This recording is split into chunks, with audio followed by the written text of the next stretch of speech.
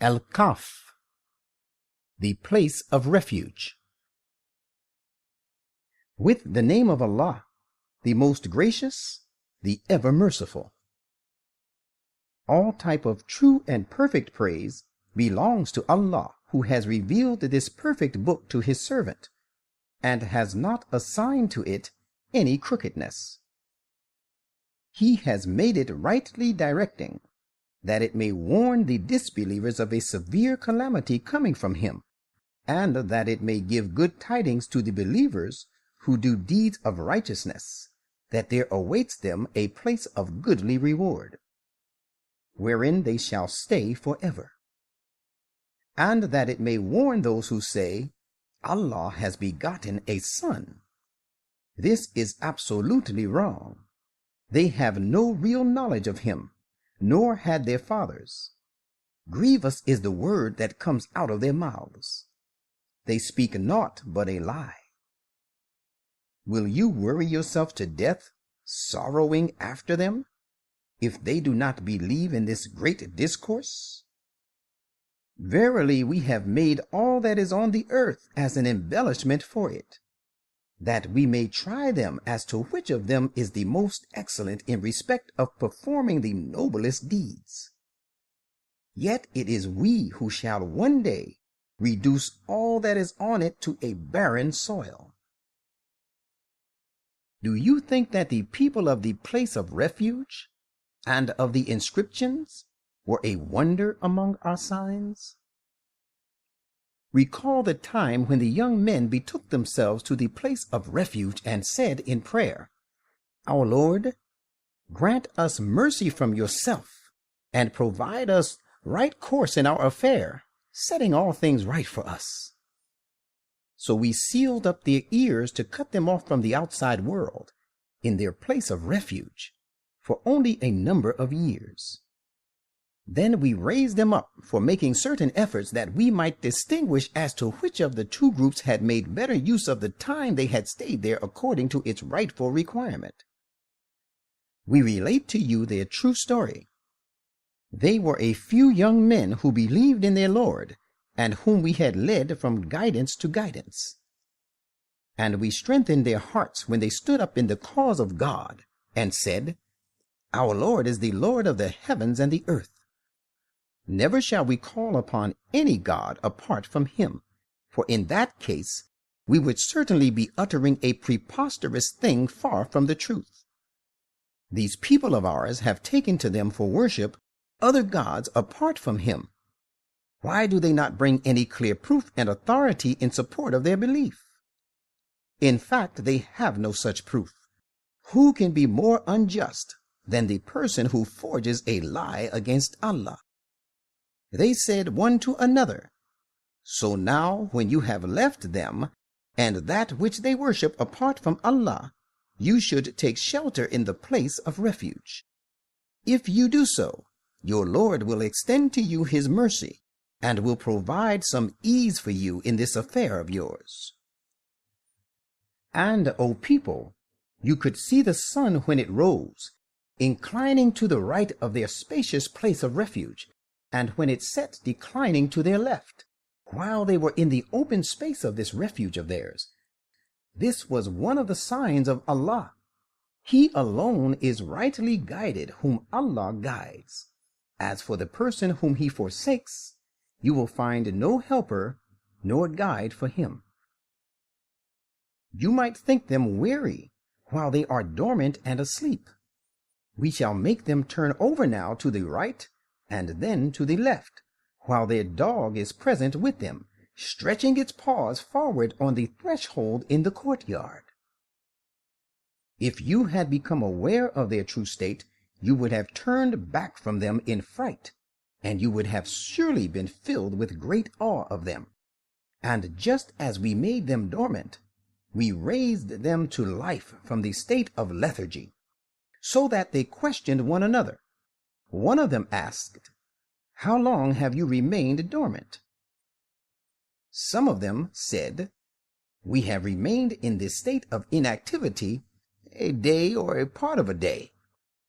Others said, Only your Lord knows best, the time you have remained so. Now send one of you with these silver coins of yours to the city.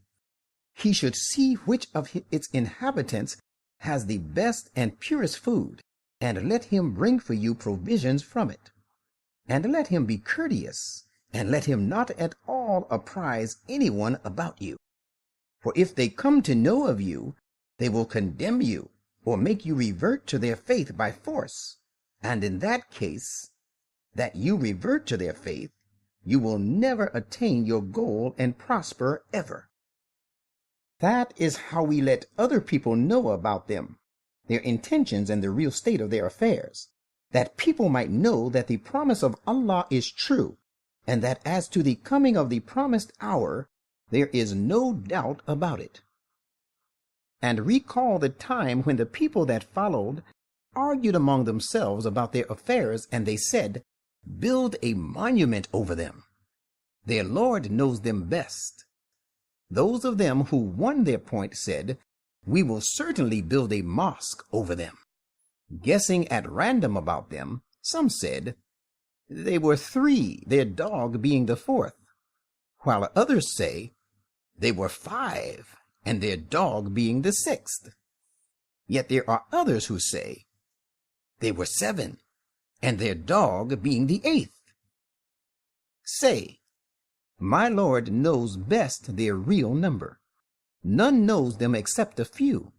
So do not argue about them, save with arguing on known premise, which is overpowering, and seek no legal order concerning them from any one of them, from those who make random guesses. And never say of anything, 'I am going to do it tomorrow,' unless you add to it, 'God willing.' And remember your Lord whenever you forget and make a mistake, and say, 'I hope my Lord will guide me to a course even shorter than this to the right path, leading to success.' And they, the early Christians, stayed in this place of refuge 300 years and extended their stay another 9 years. Say, Allah knows best how long they stayed. To him belong the hidden realities in the heavens and the earth. How clear he sees and how well he hears. They have no helper beside him. He lets none associate with him and share his judgment. And recite to these people what is revealed to you of the commandment of your Lord. There is none who can change his words, and you will find no refuge apart from him. And keep yourself attached to those who call upon their Lord morning and evening, constantly seeking his pleasure. And do not let your eyes turn away from them to pursue the glamour of the present life, and do not follow him whose heart we have declared unmindful of our remembrance, who follows his evil inclinations, and whose affair exceeds all legitimate limits. And say, 'It is the truth from your Lord. Therefore let him who wishes it believe in it, and let him who wishes otherwise disbelieve in it.' But let everyone remember, we have prepared for the unjust a fire whose flaming enclosure will surround, and fumes envelop them. If they cry for water, they shall be helped with water, boiling like molten lead, which will scald their faces. How dreadful the drink, and how dismal is the fire as a resting place. But those who believe and do deeds of righteousness should know that we certainly do not suffer the reward of those who do good deeds to be lost. It is these for whom there await the gardens of eternity, served with running streams to keep them green and flourishing. There they shall be adorned with bracelets of gold, and wear green robes of fine silk and rich brocade. They will be reclining in these gardens upon raised couches. How excellent the reward, and how beautiful the resting place. And relate to these opponents of yours the parable and description of the conditions of 2 men. We had provided to one of them 2 vine gardens which we fenced with date palms, and we placed cornfields between the 2.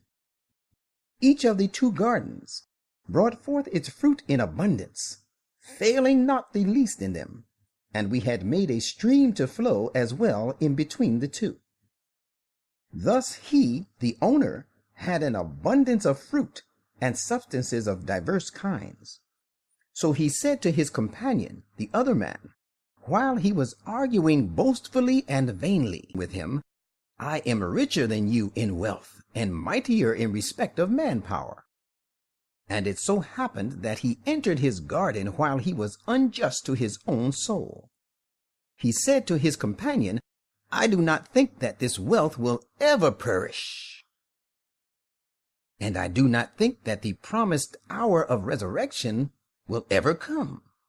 But if I am ever made to return to my Lord, I will certainly find there an even better resort than this.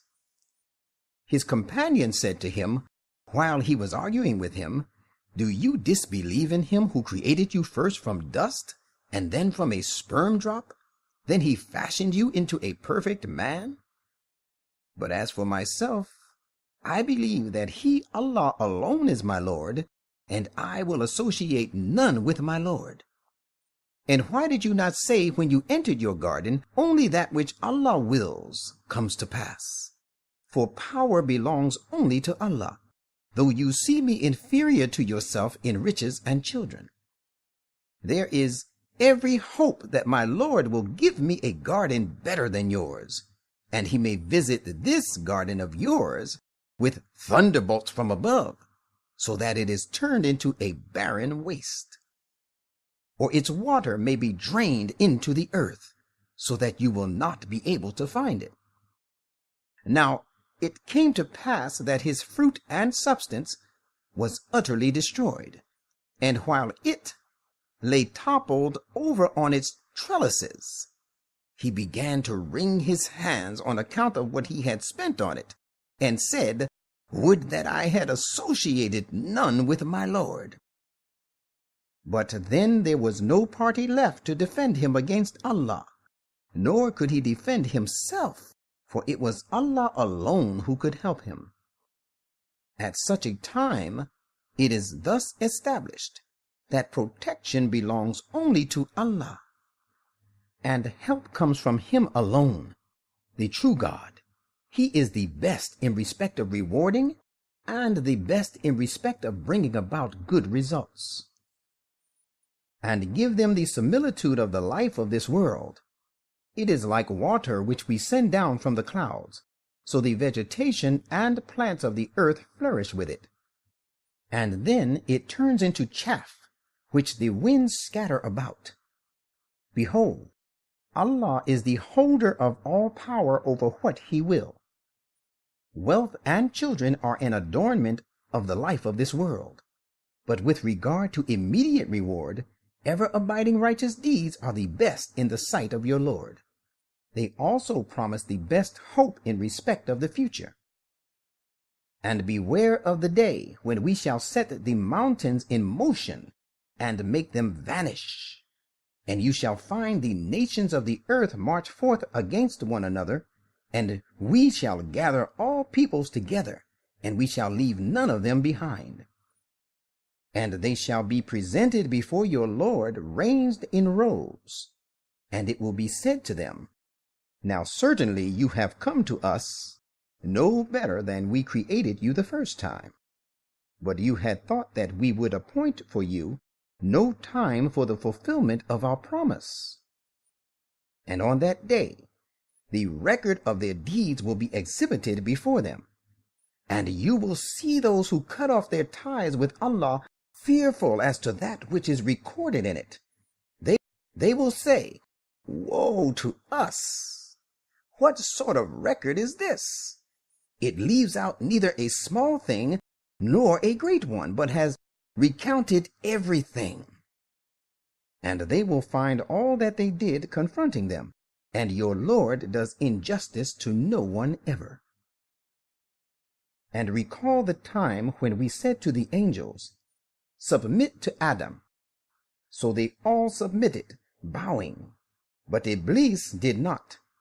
He was one of the jinn. He disobeyed the command of his Lord.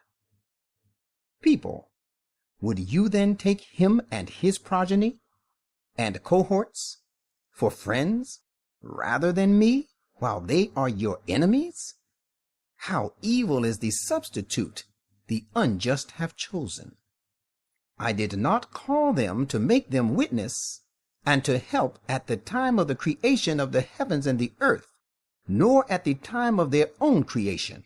I would never take those who lead others astray for my helpers. And beware of the day when he will say, call on my so-called partners about whom you had many pretensions. Thereupon they will call on them, but they will give them no answer, and we shall make their association with them a cause of their perdition. And those who cut off their ties with Allah will see the fire and realize that they are going to fall into it, and they shall find no way of escape from it. And we have explained in various ways in this Quran every kind of excellent thing for the good of the people. But of all things, human being is the most contentious. Unless the precedents of the ancients should be repeated in their case, or the punishment should stare them in the face, there is nothing to hinder people from believing in the guidance when it comes to them, and from seeking protection and pardon from their Lord. And we send no apostles but as bearers of good tidings to the obedient on the one hand, and as warners to the disobedient on the other. And those who disbelieve contend by means of falsehood, that they may refute the truth thereby. And they scoff at my commandments and the punishment of which they had been warned. And who is more unjust than he who is reminded of the messages of his Lord, but he turns away from them and forgets what he has forwarded with his own hands to be stored?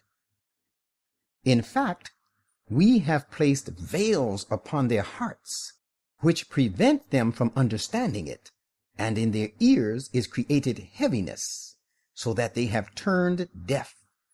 You call them to the right path as you may. They will never follow the right course and accept guidance.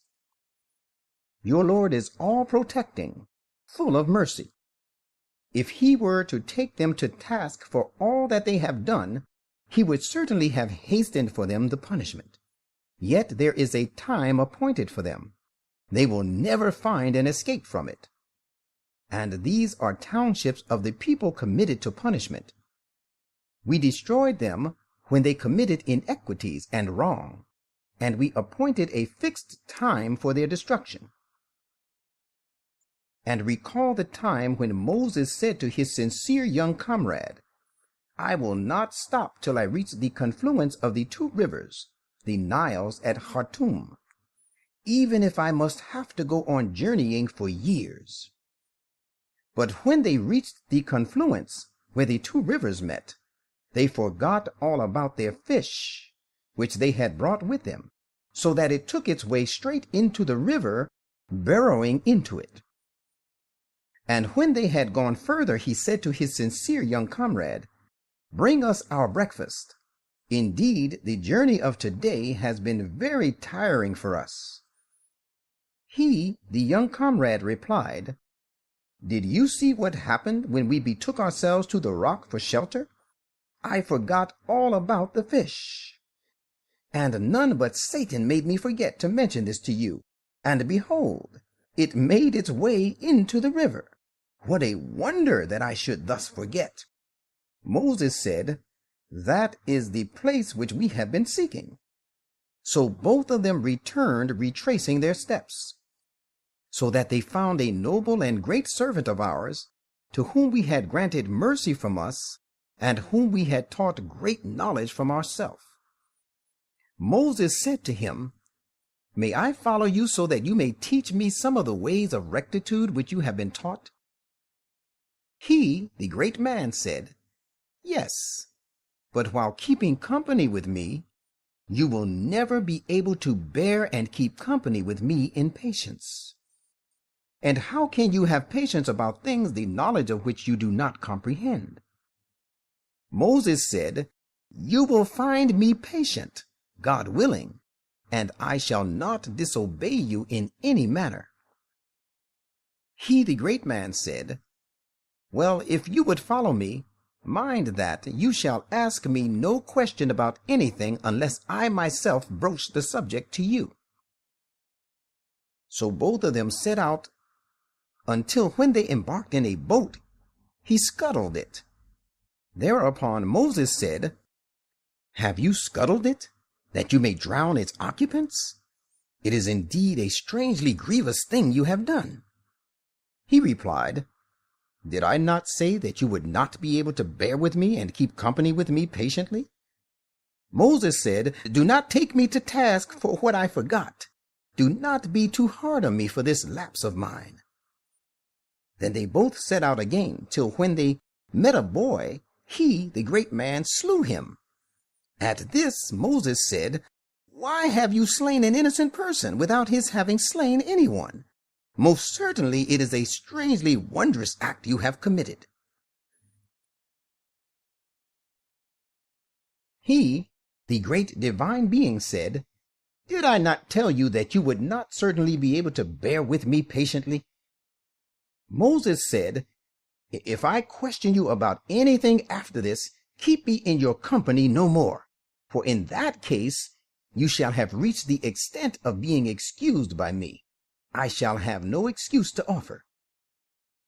So both of them again set out till when they came upon the inhabitants of a town, they asked them for food, but they refused to entertain them as guests.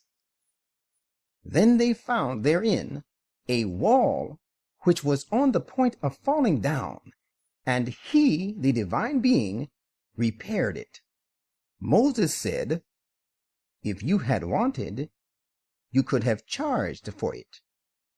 The divine being thereupon said, This is the parting of the ways between me and you. Now I shall tell you the significance of that with which you could not have patience. As for the boat, it belonged to certain poor people who worked on the river, and in their rear there was a brutal king who seized every good boat by force. So I chose to damage it. And as for the boy, his parents were believers, and we feared that he should involve them in trouble through transgression and disbelief. So we desired that their Lord should give them in his place a child superior to him in virtue and purity, and more regardful to attend to the right of relationships. As for the wall, it belonged to 2 orphan boys of the town, and under this wall there was a treasure belonging to them, and their father had been a righteous man. So your Lord desired that they should attain their age of full strength, and then take out their treasure, a mercy from your Lord. And I did not do it of my own accord. Whatever I did was the will of the Lord. This is the significance of that which you were not able to bear with patience. And they ask you about Dhul-Qarnayn, Cyrus of Persia. Say, I will just recite to you some of his account. Verily, we granted him authority on the earth, and provided him with all sorts of means. Then it so happened that he launched out on a particular course, so that when he reached the land of the setting of the sun, he found it disappearing as if in a vast muddy pool of murky water, and close to it he found a certain people. We said, Dhul-Qarnayn, you may either punish them or treat them with kindness. He said, Well, as for him who transgresses and does wrong, we shall certainly punish him. Then will he be produced before his Lord, who will inflict upon him a dreadful punishment. But as for him who submits and believes and acts righteously, there is for him a handsome reward with his Lord, and we shall speak to him easy words of our command.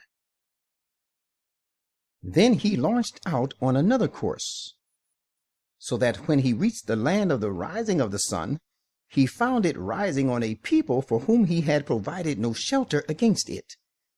That is how it was. As for him, we alone had full knowledge of all that he had with him. Then he launched out onto yet another course, so that when he reached a place between two barriers, he found in their vicinity a people who could hardly understand speech. They said, "Dhul Qarnayn, Gog and Magog are playing havoc in this country. Shall we pay you tribute on condition that you set up a barrier between us and them?" He said, "The power which my Lord has endowed me with about this is better than your tribute. You only help me with your resources and human endeavor of physical strength. I will raise a rampart between you and them." Then he said, "Bring me ingots of iron," so that when all was provided for, and he had filled the space between the two barriers, he said, "Now blow with your bellows."